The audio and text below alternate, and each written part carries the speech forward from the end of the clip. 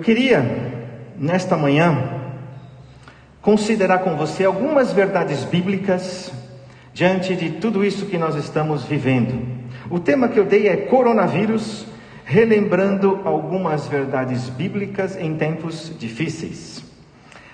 Com certeza há questionamentos que são verbalizados, mas questionamentos também que ficam lá no nosso interior. E, logicamente, não vamos conseguir considerar todas as verdades que envolvem esse momento que vivemos. Mas, como pensar sobre Deus nesse momento? Como pensar a respeito das pessoas que morrem? E se eu tomar todos os cuidados, Deus vai me livrar? E o que é que eu faço com os meus medos, com a minha ansiedade, com a minha angústia? Vamos começar pensando corretamente sobre Deus. O coronavírus que está aí, significa que Deus cessou de ser Pai? Nosso Pai perdeu o controle sobre o seu mundo? E eu quero te tranquilizar. Fique bem tranquilo, bem tranquila.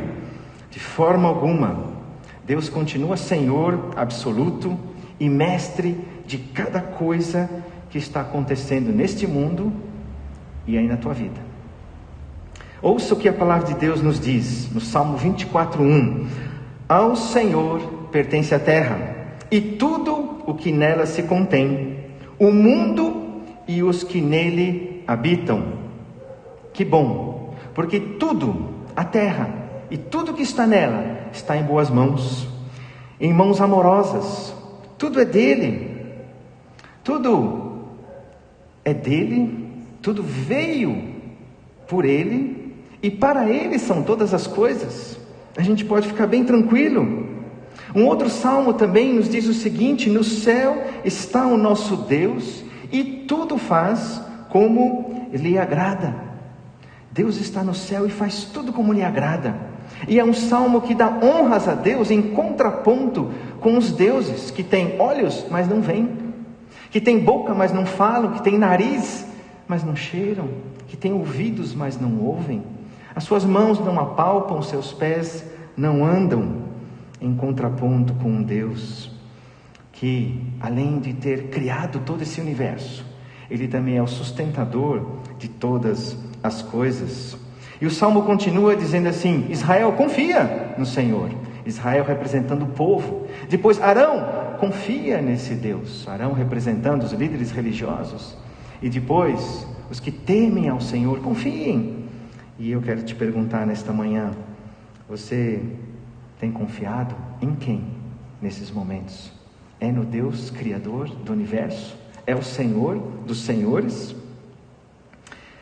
Algumas características a respeito dos decretos de Deus para esse mundo. Um Deus que determina a história. Então, o que nós estamos vivendo hoje é bem conhecido de Deus. Ele está no governo disso tudo. E é importante a gente lembrar de algumas características dos decretos, das determinações de Deus. Primeiro, os decretos de Deus são eternos. Isso não significa que Deus vai determinando as coisas à medida que o tempo vai correndo. Senão, Ele seria um Deus, o Altíssimo, que estaria a cada nova semana decretando alguma coisa nova em função das circunstâncias. Seria como nós, homens, que não conhecemos o amanhã, então, ou as nossas autoridades, que a cada pouco estão soltando um decreto, soltando uma determinação em função do andar das coisas.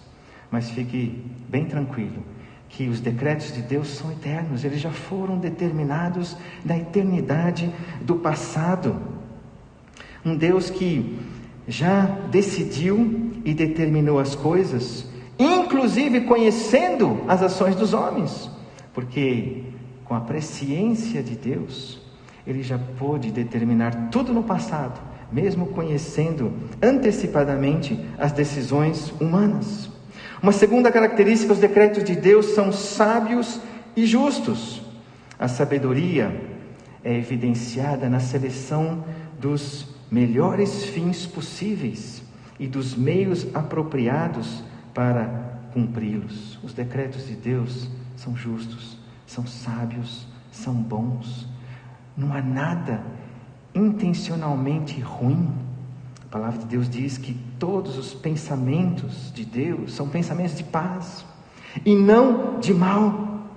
Terceira característica, eles são livres, os decretos de Deus são livres. E Isaías 40 expressa isso muito bem. Quem guiou o Espírito do Senhor? O como o seu conselheiro o ensinou? Com quem tomou ele conselho? Ninguém. Ele era suficiente na eternidade, único ali com a Trindade. Quem o instruiu na vereda do juízo? Ele ensinou sabedoria, ele mostrou o caminho do entendimento. Deus é livre para fazer o que bem entende. Quem é o homem para questioná-lo? A sabedoria deste mundo é loucura diante de Deus. Então, mesmo que nós tentemos avaliar, a nossa pretensa sabedoria é muito pequena aos olhos da sabedoria de Deus. Quarta característica, os decretos de Deus são absolutos e incondicionais. Sua execução não depende de qualquer condição que se pode ou não cumprir. Veja o que diz Isaías: o meu conselho será firme e farei toda a minha vontade. Efésios também, Deus faz todas as coisas conforme o conselho da sua vontade. Ele é totalmente soberano, a sua vontade é suprema. E Ele decidiu agir dessa forma, nesses nossos dias, como nós estamos vendo. Portanto, não julgue a Deus. Nós não sabemos o que Ele está fazendo. Nós não conhecemos todo o cenário, toda a história que ainda virá. Mas podemos estar certos de que Ele está fazendo o melhor. A nossa cultura secular, pós-cristã, não admite que há um Deus que governa, que controla, que manda. Para muitos é apenas uma sequência, um somatório de elementos, de fatores, de situações, então que vão desembocar nisso que nós estamos assistindo. Mas não. Se você teme a Deus, se você crê nele, você sabe que tem uma mão, e uma mão não só poderosa, mas amorosa por trás desses eventos. E Deus tira essa cegueira daqueles que não conseguem enxergar que tem um Deus soberano e que está conduzindo a história. Uma ilustração para isso seria olhar para um bordado. Imagine aí um bordado lindo, ponha nesse bordado o tema que você mais aprecia e mais gosta, só que esse bordado ainda ele não está completo. Deus está fazendo esse bordado. Penso que está chegando aí no final, mas ainda incompleto. E está ficando bonito. Só que a nossa perspectiva, a gente só consegue enxergar o verso do bordado. E eu não sei se você já viu um bordado, mas os fios, eles passam. E há um traçado para justamente não cortar os fios. Então eles passam de uma ponta a outra e você não tem uma visão bonita e completa e correta, olhando apenas para o verso do bordado. Mas um dia, quando essa história terminar, nós vamos poder olhar à frente e nós vamos ver, puxa, que lindo, Deus sabia o que estava fazendo. E é preciso que, mesmo que nós não enxerguemos, pela fé, nós acreditemos que Deus está fazendo o melhor. Então, em relação a Deus, em relação a esse Pai amoroso, o que você e eu devemos fazer? Tema a Deus mais do que o coronavírus. Tema a Deus mais do que o coronavírus e ame ao Senhor mais do que a tua saúde. Adore a Deus, louve a Deus, agradeça por aquilo que Ele é, por aquilo que Ele tem sido para você, que Ele tem feito. Agradeça pelos cuidados, pelos recursos. Tema a Deus. Olha só esse versículo. Digo-vos, pois, amigos meus, não temais os que matam o corpo, e depois disso nada mais podem fazer. Eu, porém, vos mostrarei a quem deveis temer. 2 pontos. Temei aquele que, depois de matar, tem poder para lançar no inferno. Sim, digo-vos, a esse deveis temer. E esse é o Senhor dos Senhores, é o Deus Criador do universo. Tema Ele. Segundo ponto, pense corretamente sobre as pessoas. Os que morrem ou morrerão da Covid-19 são mais culpados do que os demais? Por que uns vão morrer e outros não? Há culpas diferentes? E para isso, eu queria ler Lucas, capítulo 13. Se você está aí na sua casa, está com a sua Bíblia e quiser acompanhar também, abre em Lucas 13, de 1 a 5, se não apenas ouça.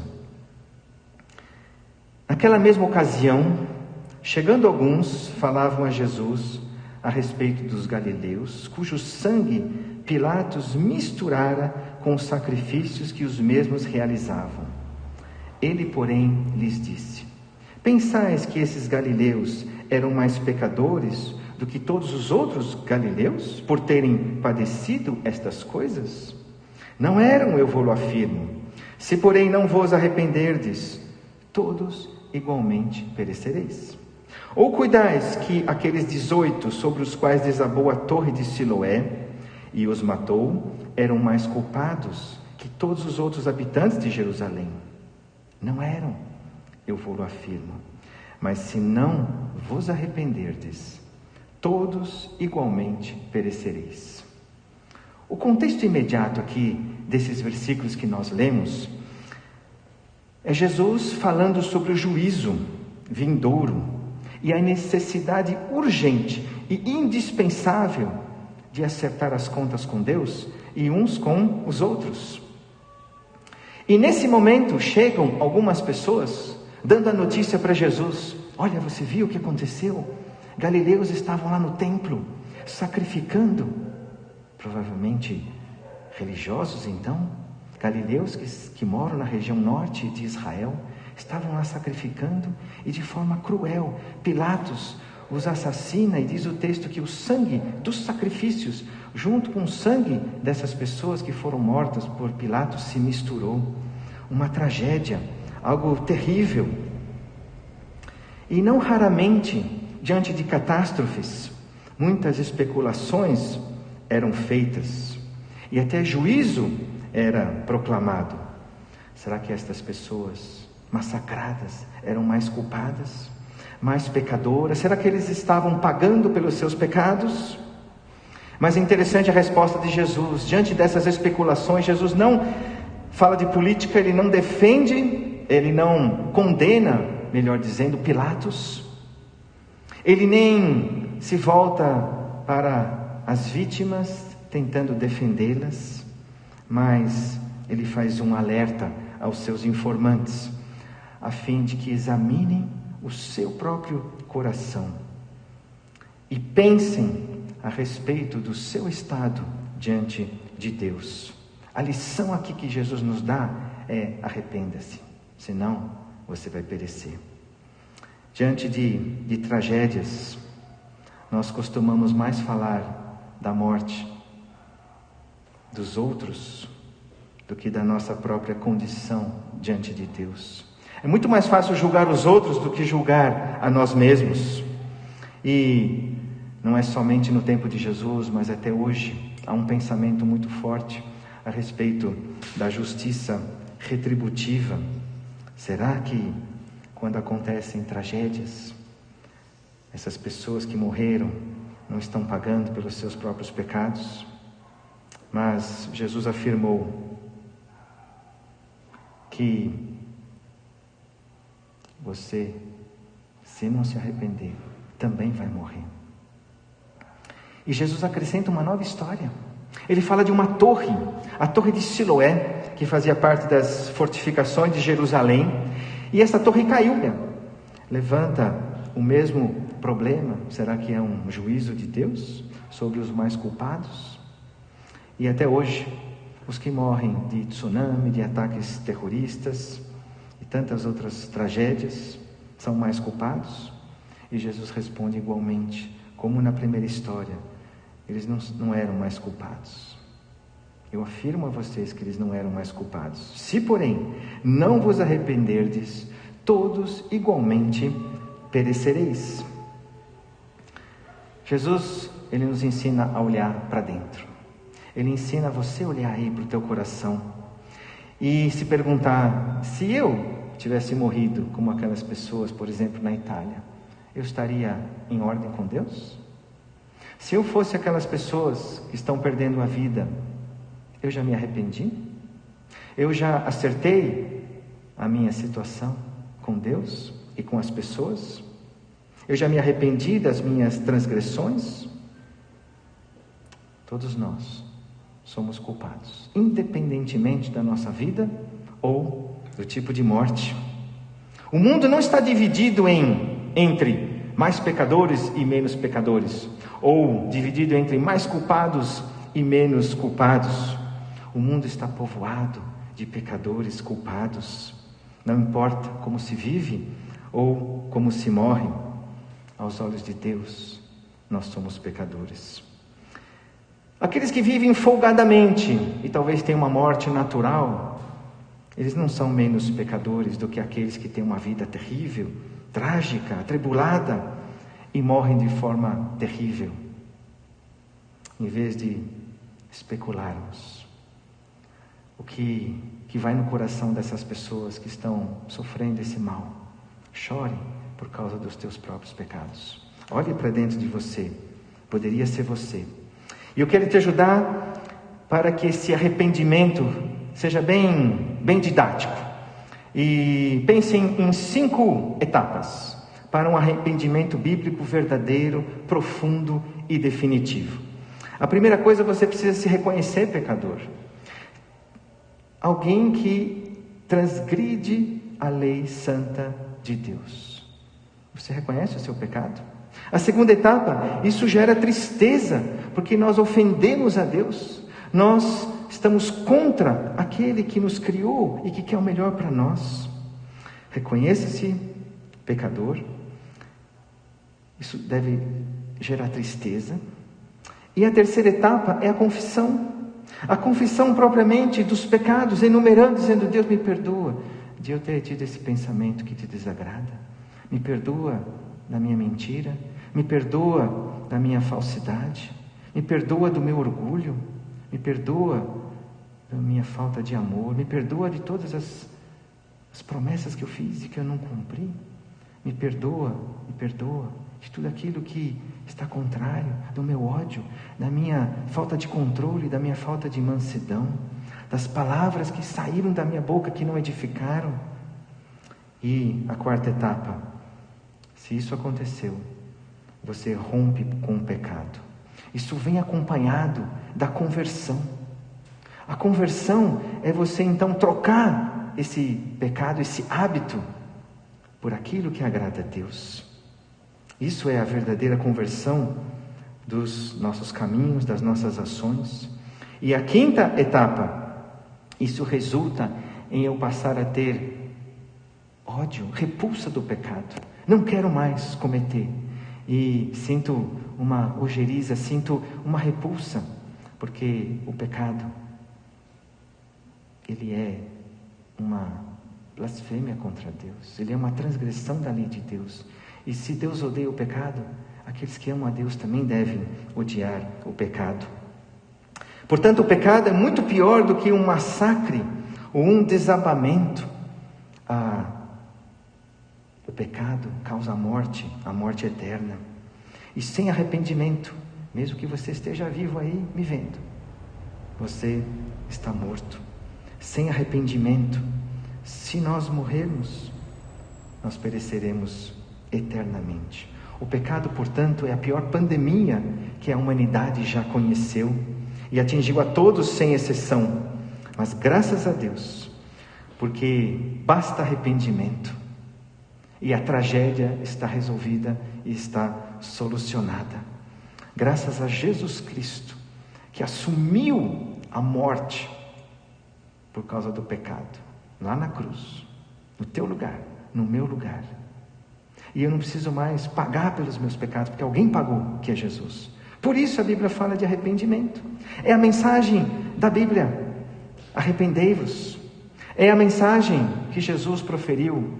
Foi a primeira mensagem do apóstolo Pedro no início da igreja primitiva, no primeiro século, quando o Espírito Santo desceu e as pessoas se viram convencidas de pecado, tristes. O que nós devemos fazer? Perguntaram. E Pedro disse: arrependei-vos para perdão dos vossos pecados.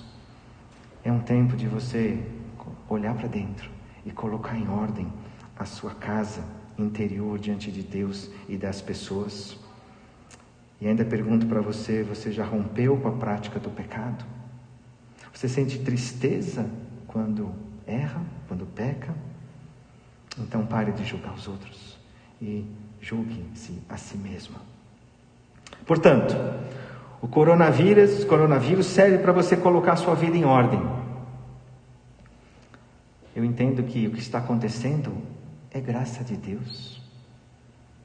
Ele não está pesando a mão, acabando com tudo e com todos, mas dando mais uma oportunidade para que você coloque o seu coração, a sua alma em ordem com Deus. 2. Não julgue as vítimas. O coronavírus atinge justos e injustos. Atinge quem anda e quem não anda com o Senhor. As vítimas não são mais culpadas do que as demais pessoas. 3. Compadeça-te das pessoas, dos países, do Brasil. Coopere com as medidas que estão sendo decretadas pelos nossos governantes para conter o avanço do mal. Obedeça às autoridades. Isso é bíblico. Isso é compaixão. Nós não queremos que as pessoas sejam contaminadas. Não tomar nenhuma medida seria falta de amor. Precisam saber que, se não se arrependerem, morrerão. É a mensagem de Jesus. E você é esse porta-voz. Como estou sendo aqui dizendo para você que está nos vendo, se você ainda não botou seu coração em ordem, eu peço que você se coloque aí de joelhos, dizendo: Deus, me perdoa. Eu quero estar limpo, puro diante de Ti. Eu tenho transgredido a Tua lei, tenho cometido crimes, para a gente entender a gravidade que é diante de Deus. E preocupe-se com o teu pecado, porque para esses que se arrependeram, que creem em Jesus, ainda que morram, viverão. Que promessa maravilhosa. 3º ponto: e se eu pegar o vírus, mesmo tendo tomado todos os cuidados, como pensar? Como é que fica? E para isso, eu queria ir agora para o Salmo 127, que vai nos trazer luz para os que a edificam. Se o Senhor não guardar a cidade, em vão vigia a sentinela. Inútil vos será levantar de madrugada, repousar tarde, comer o pão que penosamente granjeastes. Aos seus amados Ele o dá enquanto dormem. Um salmo escrito por Salomão, um homem mais sábio do que todos os homens, e ele nos ensina uma coisa muito simples: se Deus não proteger a cidade, o trabalho da sentinela será inútil, será em vão.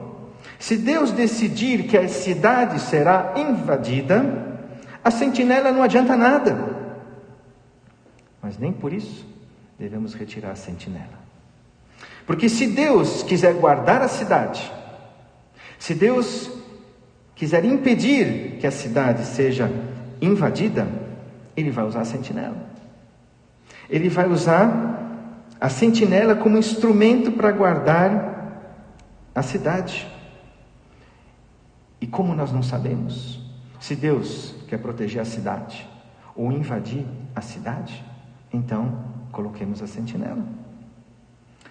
Fazendo um paralelo, nós não sabemos se o coronavírus vai chegar ou não até as nossas casas, se nós vamos ficar infectados, se eu vou morrer, se nós morreremos ou não.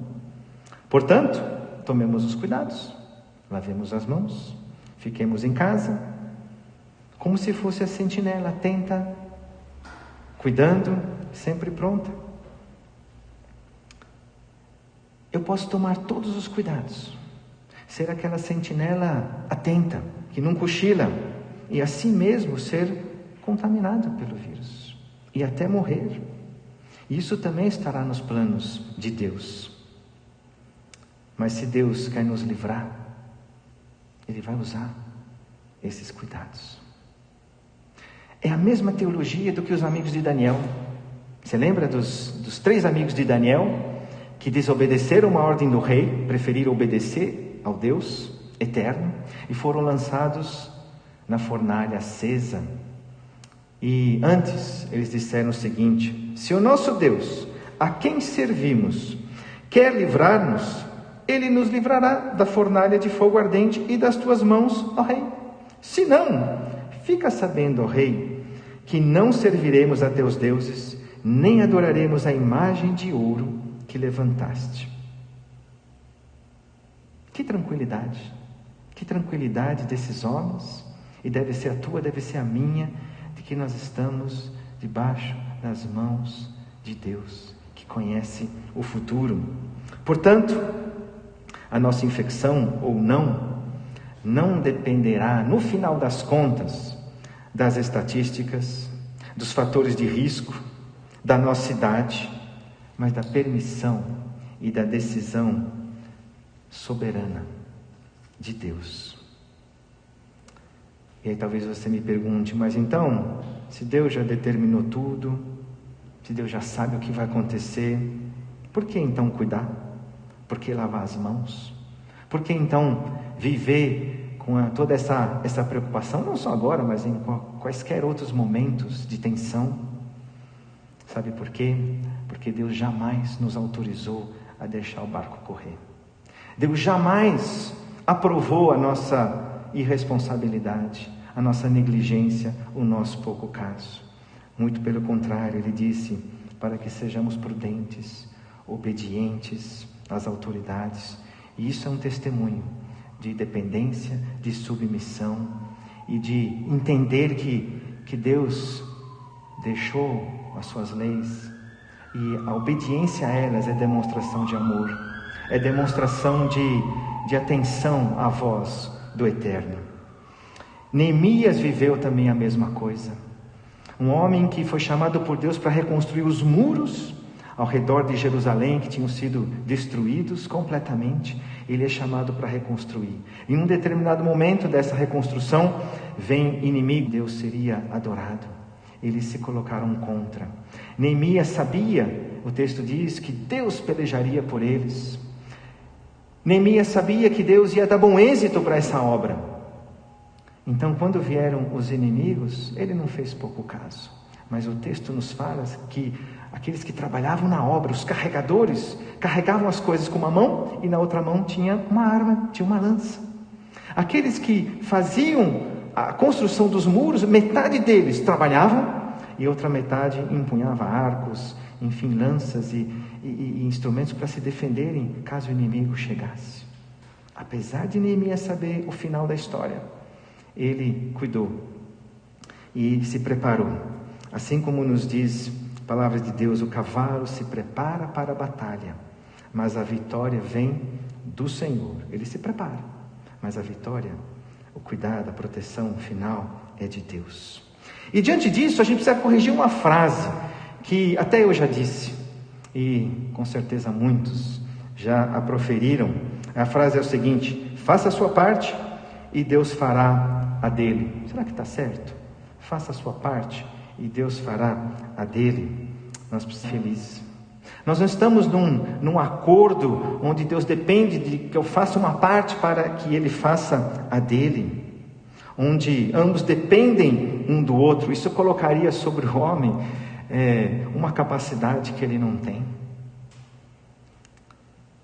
Quando você e eu fazemos a nossa parte, Deus não é obrigado a fazer a dele. Mesmo que você faça a sua parte direitinho, não quer dizer que Ele vai fazer e aí as duas se completarão. Ele faz 100% tudo. Ele decide, Ele manda, Ele é livre. A nossa parte é da sentinela, é de lavar as mãos, não cumprimentar, mas Ele sempre fará o 100%, conforme os seus planos e os seus desígnios, e não porque você ou eu fomos bonzinhos e obedientes. Portanto, a frase correta para a gente melhorar é: faça a sua parte, e Deus fará o todo, conforme lhe apraz, conforme a sua vontade. Sabe por que isso é muito melhor e é mais bíblico? Porque quando eu faço a minha parte, eu crio expectativas. Olha, estou fazendo direitinho, estou cumprindo. Então é como se fosse alguém merecedor de que então nada de ruim aconteça. E isso não quer dizer, porque eu devo fazer a minha parte, mas o tudo, 100%, vai acontecer conforme a vontade de Deus. E quando eu crio essas expectativas e elas não acontecem, eu fico frustrado. Olha, Deus, mas eu fiz tudo e não aconteceu do jeito que eu esperava. E aí você vai ficar frustrado e você vai ser tentado a jogar a culpa em Deus. Olha, Deus, eu fiz e o Senhor não fez. E aí você, em vez de viver descansado naquele que prometeu que vai cuidar de você, você começa a experimentar essa frustração. Portanto, faça a sua parte, confiando de que Deus tem o melhor e Ele vai fazer o todo. E viva como um servo, não na expectativa de que por ser um servo obediente, então Deus vai te agraciar, mas seja servo apenas porque deu algum choque. Mas quando nós obedecemos a Deus, se somos servos dEle, se somos discípulos dEle, não fazemos mais do que a nossa obrigação. É assim que Deus entende. Ele nos fez seus filhos, herdeiros, e Ele deseja que nós sejamos servos. Ele já deu tudo, então é apenas a minha atitude, uma gratidão por aquilo que Ele já fez. É meu dever de seguir as suas ordens, de obedecê-lo, de amá-lo e amar o próximo. E quarto ponto: o que é que eu faço com o meu medo? O que é que você faz aí com a sua ansiedade, com o seu temor, com a sua angústia? E perguntas estão sendo feitas: e se eu perder o emprego? E se reduzir? Será que alguém vai me contratar? E os meus pais que têm idade, será que eles vão pegar o vírus? E eu que tenho mais de 60 anos, estou nesse grupo de maior risco, será que eu vou morrer? Essa pandemia, ela apenas me lembra o quanto sou frágil, o quanto sou dependente de Deus. Olha só, um bichinho invisível mudou a agenda do mundo inteiro. Impressionante como precisa de pouca coisa. Você consegue perceber através disso quanto você e eu dependemos de Deus? Aquilo que é importante deixou de ser importante. Eu fico bobo de ver como em horas, aquilo que era uma agenda inadiável, de repente a gente só está se preocupando em sobreviver, nada mais. Então essa nossa fragilidade, ela tem que nos conectar com Deus, aquele que tem o controle, o governo de todas as coisas. E eu vou usar um versículo de 1 João para você, para mim, para que a gente não fique entregue ao medo e à ansiedade. Olha só, não entre em pânico, porque no amor não existe medo. Antes, o perfeito amor lança fora o medo. O contexto aqui é do juízo de Deus para aqueles que não se arrependeram. Então o medo da morte eterna. Mas se você já se arrependeu, já creu em Jesus, já sabe que você é dele e que ele habita em você, o medo também pode nos incomodar, ansiedade. Mas o lugar para consertar isso é no amor. E o texto, no contexto, nos diz que Deus é amor. Então você juntinho de Deus, com Deus pleno no seu coração, esse medo vai embora. Porque o perfeito amor lança fora o medo. Aproxime-se de quem é amor, que é o próprio Deus. E como você faz isso? Enchendo-se da palavra de Deus, enchendo-se dessas verdades. Entrega o seu medo e enche-se da segurança que há no amor, que é uma pessoa, que é o próprio Deus. Quero contar uma historinha para você. Havia um rato muito medroso, e cada vez que ele via um gato, ele quase morria de medo. E um mágico que viu esse sofrimento do rato, falou assim: eu vou te transformar num gato, para que você nunca mais tenha medo. Então, esse ratinho foi transformado num gato. E logo transformado nesse gato, assim que ele viu um cachorro, ele quase morreu de medo. O mágico então disse: eu vou te transformar num cachorro, assim você nunca mais vai ter medo. E logo que ele foi transformado, ele se deparou com uma onça e quase morreu de medo. O mágico disse então: eu vou te transformar numa onça, assim você nunca mais vai ter medo. E aquele ratinho que agora era uma onça, se deparou com um caçador e quase morreu de medo. E aí o mágico disse: eu já entendi. Você sempre terá medo, porque você é um rato. Você tem um coração de rato. E ele voltou então e o transformou. Essa tua natureza é a minha. E não é melhorando a nossa estima, ou a nossa autoestima, se transformando num gato, num cachorro, numa onça, num caçador, que a gente vai resolver o problema. O problema é o nosso coração. E o nosso coração, ele depende. Deus quer tirá-lo e colocar o próprio coração dele, que é seguro, que é certo. Então, quando você estiver com medo, a solução não é você ir para terapia, para você consultar outras pessoas, nada contra ajudas externas, mas isso não cura o seu coração, não vai transformar o seu coraçãozinho de ratinho num coração seguro, porque o único que faz essa operação de trocar o coração, de colocar segurança, é Deus, o Deus amoroso. Então aproxime-se de Deus, porque somente Ele em você vai dar essa segurança e essa firmeza. Se Deus é por nós, quem será contra nós? A solução está na pessoa de Deus, que é amor. No amor não existe medo. Deus não tem medo. Então, se Ele estiver em você comandando seus pensamentos e ações, você não vai ter medo, porque o perfeito amor lança fora o medo. Olha só que outra promessa linda desse Deus amoroso: até os cabelos da vossa cabeça estão todos contados. Até os cabelos da vossa cabeça estão todos contados, não temais. É verdade que alguns que nos assistem, talvez a contagem seja mais fácil, mas essa verdade, ela nos assegura de que Deus está preocupado amorosamente com você e com os detalhes. Humilhai-vos, portanto, sob a poderosa mão de Deus, para que Ele, em tempo oportuno, vos exalte.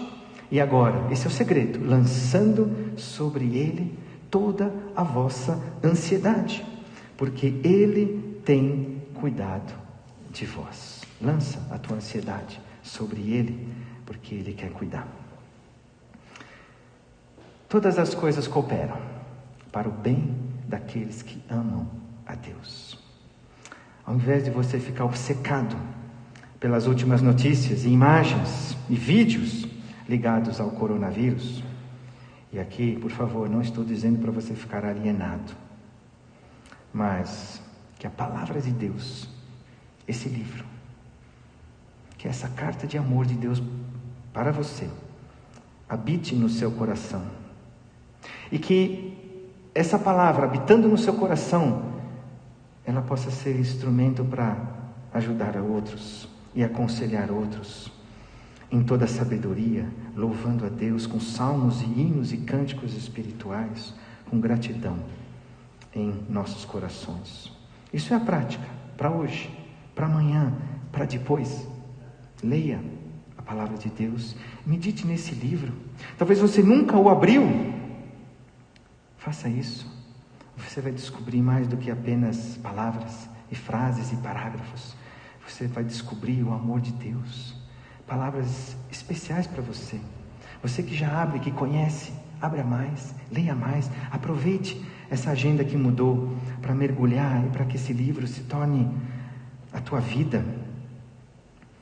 A nossa expectativa e esperança deve ser muito mais do que escapar do coronavírus, mas de ser achado, aprovado por Deus, servindo e glorificando a Deus. Cuidado, para não perder o foco, porque a tua vida, ela continua sendo para a glória de Deus, para serviço dEle.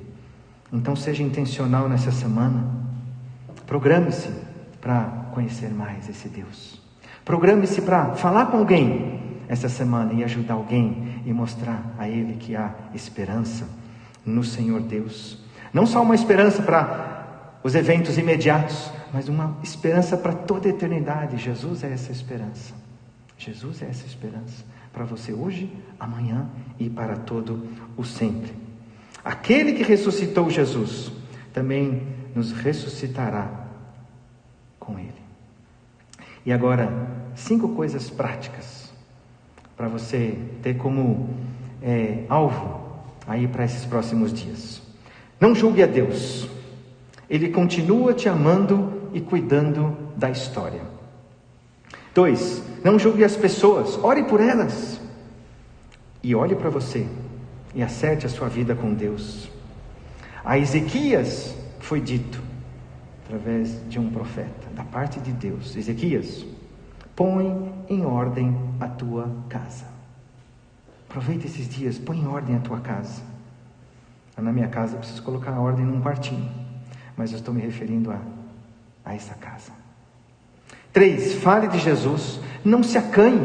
Pega o celular, pega o telefone, liga para alguém que talvez daqui a algumas semanas e meses poderá ter caído num hospital, e talvez ele não ouviu ainda de Jesus, que basta crer em Jesus, basta se arrepender. Fale de Jesus para alguém. 4, se Deus quiser nos livrar, Ele o fará, sem qualquer dificuldade, como fez com os amigos de Daniel. Fique tranquilo, fique calmo, que você possa experimentar. Viva! É preciso trocar o que te derruba, o que me derruba, o que nos derruba, por aquilo que nos levanta. E é este livro, deixado para você, deixado para mim, como sendo a revelação de um Pai, de um Deus amoroso. Deus abençoe a sua vida no dia de hoje, nesta próxima semana. Que você experimente dias bem especiais aí com a sua família. Se você está sozinho, que também Deus seja a tua alegria, a tua satisfação. E você, mesmo sozinho, sozinha, você é um instrumento de bênção para muitos nesse mundo. Eu queria ainda orar nesse momento. Deus, nós te damos graças, porque nós temos na tua palavra verdades que nos asseguram, que nos consolam, que nos tranquilizam, e nós não temos dúvidas de que o Senhor continua soberano e Senhor desses dias que nós estamos atravessando, não só no Brasil, mas como planeta. Senhor Deus, nós queremos olhar para dentro de nós e colocar em ordem. E nós o fazemos nesse momento, Deus. Limpa o meu coração, me perdoa, me purifica de tudo aquilo que tem sido um desagrado ao Senhor. Ó Deus, move a nossa boca para que nós comuniquemos essa mensagem para aqueles que ainda não ouviram, que nós sejamos instrumentos para despertar aqueles que já ouviram, mas que estão distantes. E nós queremos nos abrigar na tua pessoa, esse Deus que é amor, a sua essência é amor. E nós somos gratos pelo privilégio que temos de ter acesso à tua palavra, de termos essa tua presença 24 horas conosco. Deus, nós queremos nos aquietar e reconhecer que Tu és Deus e dizer que nós precisamos de Ti. Derrama, Deus, a Tua graça, a Tua misericórdia sobre as nossas vidas, sobre as vidas de quem estão aí nos ouvindo. Senhor Deus, que o Senhor seja misericordioso com a nossa nação, que o Brasil encontre favor da Tua parte, para que, Senhor Deus, vidas ainda tenham a oportunidade de se arrependerem, para que possam desfrutar da vida eterna contigo. Deus, muito obrigado por esse tempo precioso. Obrigado porque mesmo distantes, nós estamos unidos por causa de Cristo, por causa dessa Tua palavra. E nós nos colocamos à disposição, Pai, para fazer aquilo que o Senhor está desejando fazer. Nós queremos estar juntos nos Teus decretos, nos Teus propósitos, sendo úteis e não resistindo, mas nos colocamos como servos que querem fazer parte, junto contigo, daquilo que o Senhor está desejoso de fazer no nosso meio. Em nome de Jesus. Amém.